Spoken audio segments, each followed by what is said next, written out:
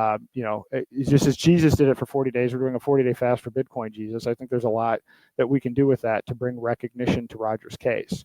But I want to highlight, and I'm going to continue to kind of churn through what's important about this case and why people should care.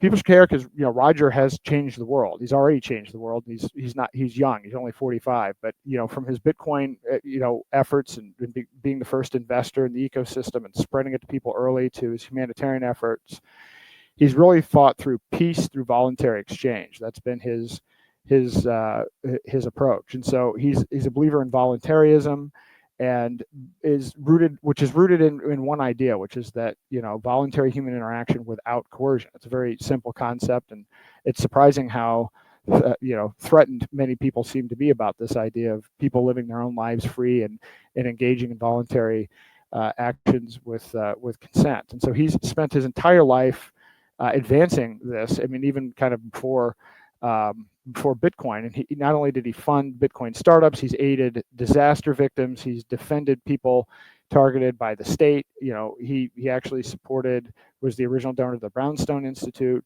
He's the largest funder of Ross Ulbricht's legal campaign, and on and on and on. And there are separate videos on that which we'll have on the website, and that I have played in the previous episodes. But I think it's important that people understand who Roger is. I think it's important that the Trump administration and Pam Bondi and people in their orbit understand who Roger is, because so much of crypto has a bad name. I mean, when we do these workshops across the country and we're talking to people that aren't already in crypto, most of them have a pretty negative impression of the space. And most of these people are more familiar with people like Sam Bankman-Fried than certainly having heard of Roger and all of the great impact that he's had. So I think as part of this entire campaign, the whole point of it is to raise awareness and to influence the right people and keep the pressure up, because the administration has a lot on its plate. And so the question is, how do we elevate Roger's case? How do we make sure that his case gets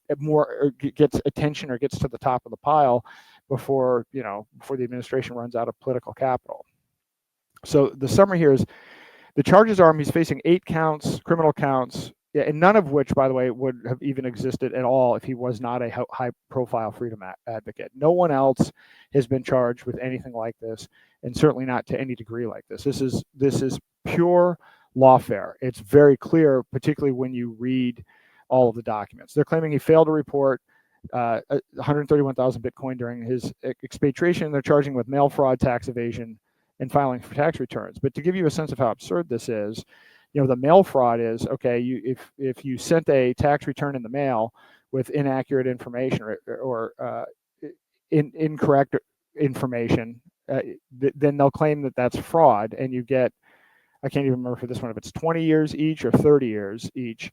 You get 30 years for each incident. So they've charged him with 3 different counts of that. And in one instance, he sent in the tax return and they claimed to not get it, and then he sent it in again, and I guess they did actually get it. So he's looking at 90 years just from this mail fraud claim, which shows you how absolutely absurd this situation. This is all about, it's not about tax compliance, and they've retroactively interpreted the tax statutes, and they've really gone out of their way to make this a highly politicized matter, not based on the actual facts itself.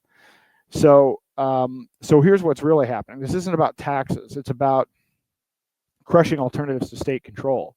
So some of these tax issues go back to 2014, and they didn't indict him until 2024. I believe it was April of 2024. So they waited for 10 years for some of this stuff. And in fact, this didn't actually move forward full steam until after President Biden signed Executive Order 14067. He signed that on March the 9th, 2022. So that executive order said that it's now U.S. government policy to pursue a CBDC and crack down on everything else.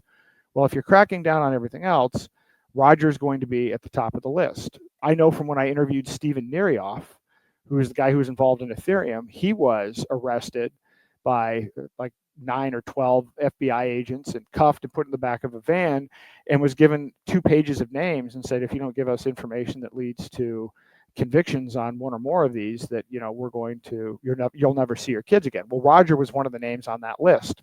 So the DOJ was actively seeking information about Roger where they didn't have the information in advance, which really highlights how truly politically motivated this is. And so you can read, I have an article on the Brownstone Institute called The Unfinished War on Crypto, where I go into not just Roger's case, the overall case of all of the cases, hundreds of cases that were brought under this executive order that were all politically motivated, that should all be dropped. Every single one of these cases should be dropped. This was a situation where, ready, fire, aim. They were going after everybody, and they were prioritizing people that were effective at promoting alternatives that would make it more difficult for them to roll out their CBDC. That is the real motivation, in my opinion, why this is even happening. This is why I'm so passionate about it, because when I stopped everything I was doing, put my life on hold, wrote a book, ran for president, the whole point of it was to warn people about CBDCs and to warn people about the crackdown. And in the process of trying to warn people, Ian Freeman went to prison, and then Roger's situation happened, and countless others. And so obviously the warning didn't work so well, and so now it's a situation where we're still trying to make people aware of what's actually going on, not what the threat might have been, but what the threat actually became. So, again, they're not just after Roger, they are fully after what he represents. And what he represents is still this idea that we can spread freedom and economic prosperity around the world for everyone, regardless of your circumstances or what country you're in. That central banks, clearly, spread, not only financial tyranny around the world, but they are, a major source of funding both sides of wars, manufacturing wars. And it's truly, central banks are a threat to human freedom and liberty and peace. And so Roger remains the most effective person at promoting that idea and those technologies. And he had recently, right before he was arrested, he'd given 2 talks, just like within a week, I think, or so of getting arrested, about privacy tokens and about Zano and about how we can basically use other cryptocurrencies other than Bitcoin to resume the original vision, which is for people to be able to trade with one another voluntarily without these third parties. That's why they're targeting Roger, and that's why we have to defend him. We need to defend him for one, it's the moral thing to do. 2, it's the constitutional thing to do. But 3, we need to defend them because they are going after freedom itself by attacking Roger. As a matter of strategy, let's be strategic about who we're going after. And I know a lot of us have different views on the Trump administration and everything else. And it's even hard for me to, in doing this, on the one hand, putting out some of this content. On the other hand, I have my views on some of the other issues. But the real people that are important right now are Donald Trump and Pam Bondi, the AG. Trump can pardon Roger outright, and Bondi can drop the case because she controls the DOJ, and the DOJ is what controls this case. So these are the 2 most important people. Now, they should be totally aligned with this. It should be completely within their interest. Trump ran on going after the deep state.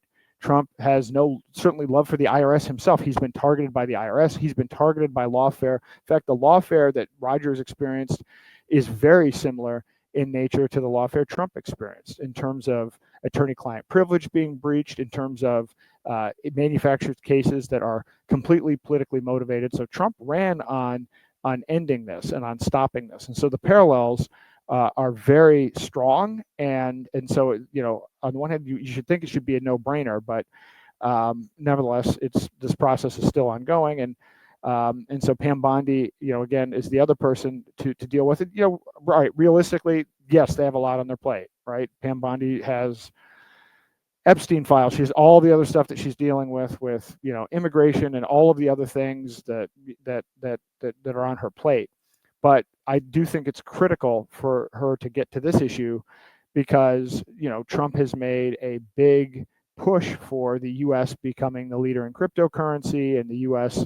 being, the place where everybody wants to go to work on cryptocurrency. Well, you can't, have America as the innovator in cryptocurrency while the guy on whose shoulders this whole thing rests is facing a life sentence while being kind of, sequestered in a foreign country for almost a year. So it's just, but it's hard to get that message out. I mean, Roger isn't in this country. Roger can't talk, and so so it's more difficult to get the word out, which is why I'm trying to do what I am doing. But certainly, this is only going to be successful if all of us do this. We need to really amplify our voices, and it does make a difference. If this gets into the news cycle, if this becomes something that people that Trump and Bondi and people close to them are seeing every day, and they see that there's real public support for this, that might tip the balance and put Roger up higher in the queue.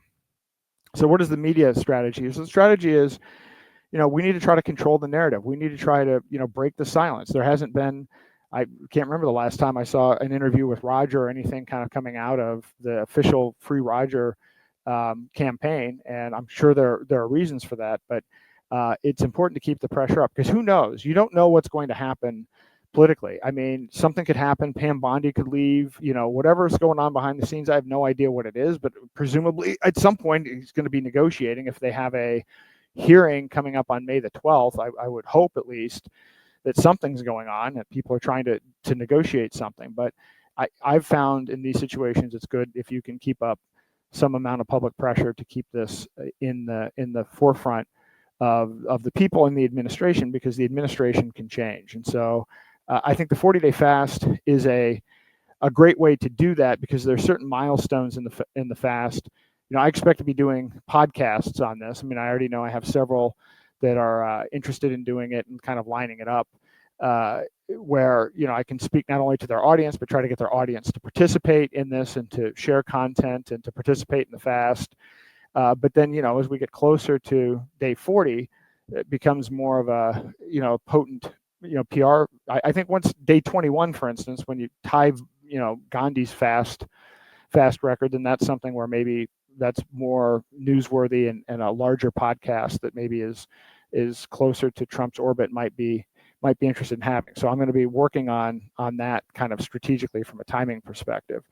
So so if we're developing content and we're sharing content, keep in mind who the target audience is, because there might be which is what probably the rest of my posts are. It's kind of, the state sucks and, exit and build and all that other stuff. But as it relates to Roger's case, the key points are around, the key issue, which is lawfare. So I've actually created 64 memes already.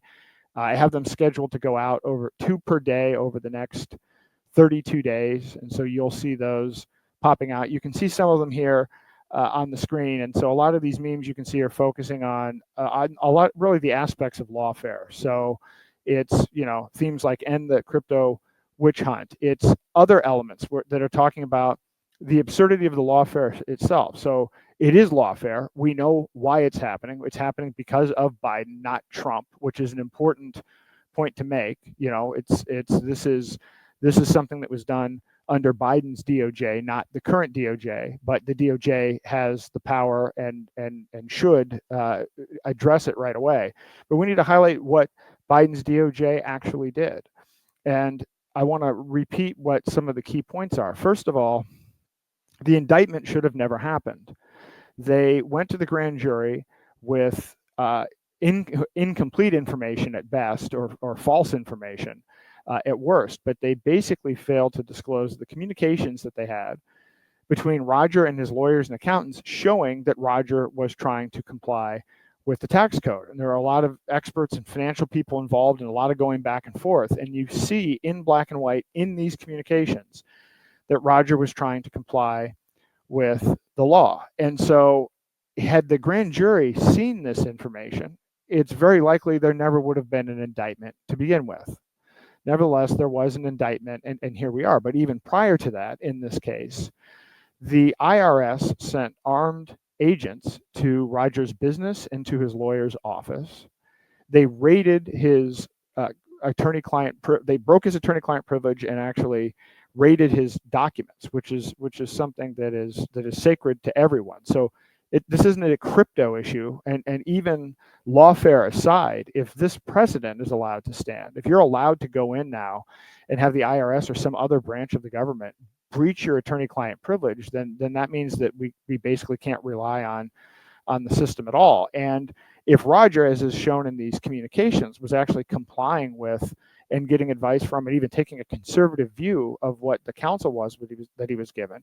Well, if you actually hire a whole bunch of great experts and you follow their advice, and then they still accuse you of fraud, then this means you can't even rely on counsel either. So this is a really bad situation. And then the worst one, well, it's not the worst, but I mean, just to show that they're not really, holding back at all, and they're continuing to keep on using these tactics. The most recent thing they've done is they've tried to say that that Roger is a fugitive because he's fighting extradition, and there's absolutely nothing in the law to substantiate that. Fighting extradition is not something that is against the law or against the Constitution. It's part of his legal rights, and so he is certainly not a fugitive. So these are the actions that are at play here. These are the exceptional actions. Beyond that, they've in trying to, they haven't told him how much he owes. He's even tried to file a Freedom of Information request to find out what are you saying that I owe you? So in all this time, and now he's been in Spain for almost a year, no one's given a justification or explained an amount. They've used a novel interpretation of taxes, because when you remember, if you're going back to 2014, most people didn't know how to pay taxes on Bitcoin, and the IRS guidance was unclear. At that time, people were arguing, is it an asset? Is it a currency? Is it something else? And so a lot of people just didn't pay taxes at all, which is evidenced by the fact that, at some point Coinbase actually had to issue, like, I think 90,000 letters to customers saying, hey, you never paid your taxes for this time period. So there was no clear understanding of this. With that said, Roger hired lawyers, and he hired accountants, and he hired the best people, and he actually did pay his exit tax when he left the country. So the fact that they're kind of retroactively trying to apply some standard, and then it gets even more complicated than that.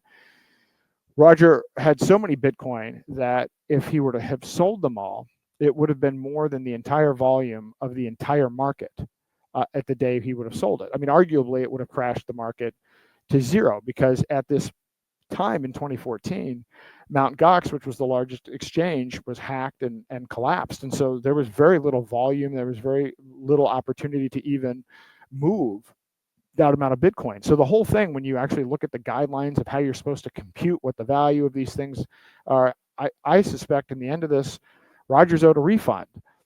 But of course, they won't even provide any information or justification at all. Just, hey, we're going to silence you, stick you in a foreign country, and we'll see what happens at some point.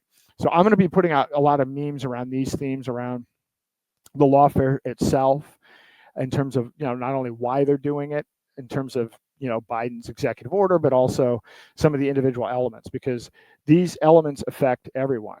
If you can't rely on a lawyer, if you can't rely on your communications being safe, if you are investing in an innovative company and all of a sudden they come back 10 years later and change the tax rules and try to throw you in prison for the rest of your life. So this affects everyone. There isn't a single American that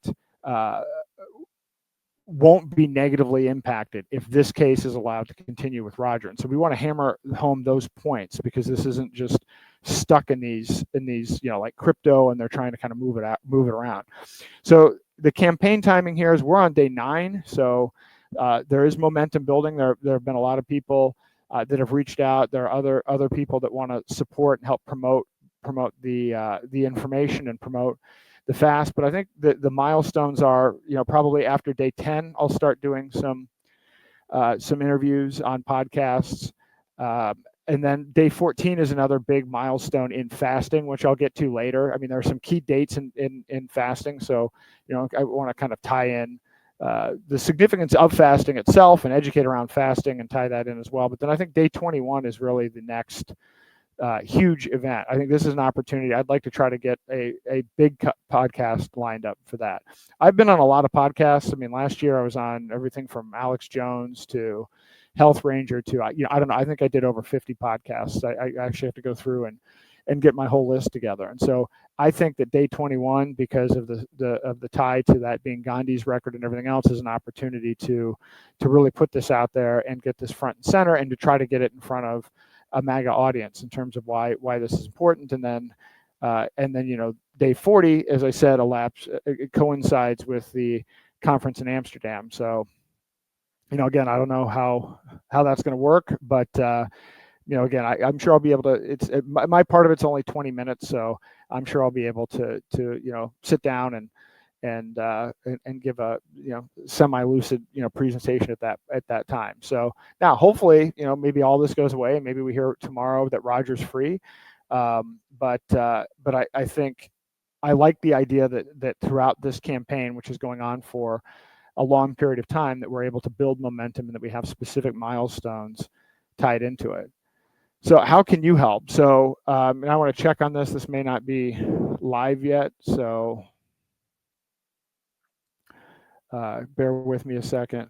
So at daylightfreedom.org, we're creating a whole page for, it's called Fast for Roger, and we're going to be updating this content pretty significantly. But you'll see on there's a form that you can fill out to join the fast. So you can put your first name, last name, and pledge the number of days you're going to fast. So we're going to have a counter that aggregates all of the days that everybody's fasted combined, not just my days. And I know there are a lot of people out there, and I really appreciate it, that have joined the fast. I saw today a guy who just finished an 18-day fast is going to rejoin. So I think, I'm not familiar with this kind of as a concept, but trying to get a whole bunch of people together to fast is noteworthy. And a good thing. And also it will benefit the people who participate in it. I mean, yes, there's some suffering involved, but actually, as you get through it, it will actually turn out to be something that you will benefit from. Be a guest on the Aaron Day Show. So I'm going to be doing these. I was going to try to do these every day, and then I looked into the research and looked at the analytics, and the weekend is dead, and Monday and Friday are also dead. So I'm going to be doing this podcast Tuesday, Wednesday, and Thursday. My energy levels are different. They're like, at some point I stay up until 1:00 in the morning. Last night I created 64 memes. I just did a whole bunch of content, work on the podcast for today. But there are other days where I need to take a nap. So I'm definitely not at the normal level. But I'm thinking as a structure. I'll talk for some amount at the beginning, probably on fasting and some element certainly related to Roger in this case. And then I may talk about some other topics. Like, there are a lot of things that I want to talk about that are related to fasting and things that we can do to take control of our thoughts, actions, and emotions. And I've mentioned some of these things, meditation and some other things that I've learned doing this and going through this for a long time, and some things that I think are going to be beneficial for people down the line, because I think as we go through this, I don't know about you guys, but I gave up on politics a long time ago, but I see a lot of people still giving up their agency to these white knights, to these other politicians. And so I'm going to be very clear about moving forward. I want to work on things that are about promoting people taking back their own control and empowering people to be more effective at taking control of their own lives. And so the content that I'm going to have is going to be related to that and some of the things that I've learned along the way. So, but I'm also open to having guests on the show as well. We have the Q&A session as well, where multiple people can come in and we talk about the discussion. But if there are some people that want to join that are also involved in kind of projects that are outside of the system and that are empowering, or that have something to say or experience with Roger, then that would be great. So if you want to be a guest on the show, reach out to me, and happy to have you on. Please share the podcast post and clips. So my traffic has been highly suppressed lately. I think, as I mentioned before, it's down like 80%. I can tell even when I post this stuff, and I'm looking at the numbers, it's something's going on with the algorithm. So it does help if you like, share, and also comment. I mean, as much engagement as we can get, legitimate engagement. So I have a whole series of posts and clips. In fact, I spent 3 days after the last podcast just creating clips from the previous 4 podcasts. And so between, I probably have 100 clips and memes and everything else that are scheduled to go out over social media over the next month, just from last week's batch of podcasts. Create and share your own content about Roger's impact in lawfare, or just take my content and republish it directly on your page. That will get more traffic even than just retweeting it. So that, the more people that participate, obviously, let's get Free Roger trending, and let's get these important ideas about who Roger is and about the just egregious nature of this lawfare out to as many people as possible. I think people will be horrified when they hear about this. I mean, just the idea that, you know, again, he's stuck in a country where he doesn't even speak the language, and with this like Kafkaesque situation where they're not going to tell you how much you owe, and the process is going to go on forever. It's just I can't even imagine what it would be like being in Roger's shoes right now. Also, make introductions to relevant podcast platforms or journalists. So if there are some shows that I haven't been on that if you're familiar, you can go to daylightfreedom.org and see kind of the list of podcasts. They're not all up there yet. But if you have some that you think would be good, where it's an audience that I can get in front of, that, you know, that we can help with the cause, or we can help to get that audience to participate in the fast. Either way, I'm open to that. Enter the Zano meme contest. So I don't have any details on this yet, but a new platform was just launched on Zano that allows you to have private NFTs. So I'm thinking about doing some kind of, promotion, maybe the community member of the week or whatever it happens to be gets an NFT. I don't know what the specifics of that are going to be. And I will say this, if you sign up, and you pledge or record how much how long you fasted and put in a comment in support of Roger, then for the first 500 people that participate, I'll send you a Zano. So I will, not tonight, but probably tomorrow, go through how to set up a Zano wallet so that you can see how that works.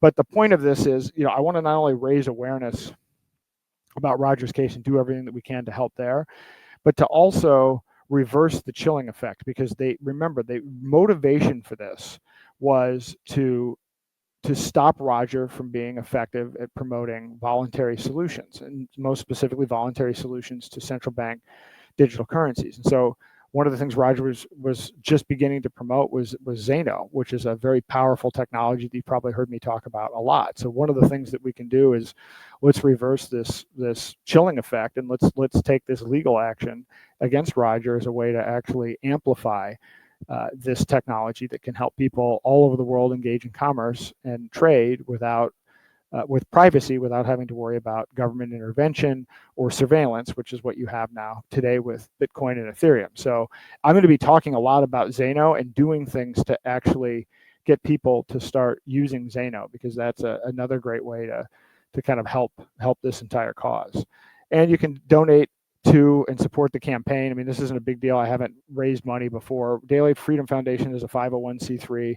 We don't have salary or overhead or even rent. The only thing that I am looking to do is to buy, since I'm a one-man band, I produce all of this content. So everything that you see, all of these presentations, the AI songs, setting up the podcast itself, doing all the marketing and everything else, I literally do that myself. And I'm at the point where there's so much content and everything that I'm slowed down by my computer and storage. So I want to buy an Apple Studio, and I want to get one of those NVIDIA AIs. So if you want to help donate to that, that's fine. If not, eventually I'll buy it. What crypto's down now, but eventually I'll probably fund it myself. But it would be very helpful to actually have an Apple Studio during this fast, because as my energy levels go down, it's going to be harder and harder for me to fully put together, everything that I put together in these podcasts. So you go to daylightfreedom.com. We only take crypto. We don't have a bank account, so as you would probably expect. So in any event, it would be great if you would consider that also. And then lastly, these will be up on the website as well, but there are 3 really important videos that I think are important to share around, or also share clips from. There's the official Bitcoin Jesus documentary, which I played in full during season 2, episode 7.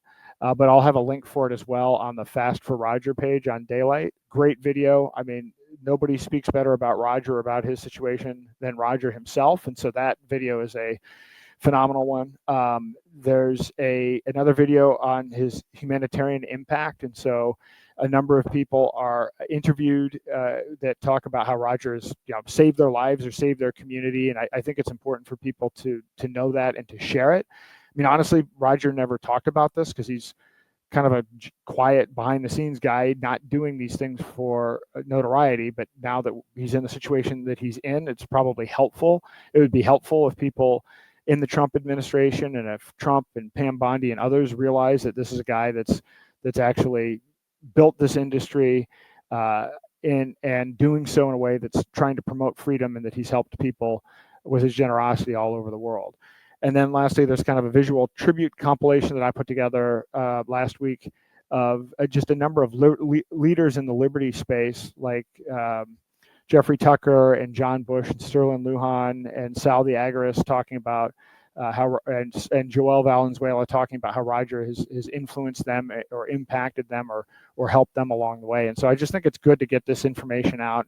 And if you have your own video testimonials or things, or if you want to, again, join into the podcast, that would be great. And I'll take those clips and we'll get those out as well. So the more, this really is we're doing this from a position of, love, not hate. So I really want the information to be out here as, hey, here's who Roger is. Roger's a great guy. Here's what this is all about. And then also, here's how ridiculous this Biden era lawfare is. And, Roger's case is, in my opinion, the worst of all of the crypto lawfare. No one else is facing 109 years. And I think he might be on the record. I don't know if the samurai guys, but he's been certainly in exile for as long a period of time as anyone else, and so for nothing, for a completely made up case. And so we want to get those details out and let people know that this was a Biden era problem that was created, but it's something that the Trump administration can fix, and it's something that the Trump administration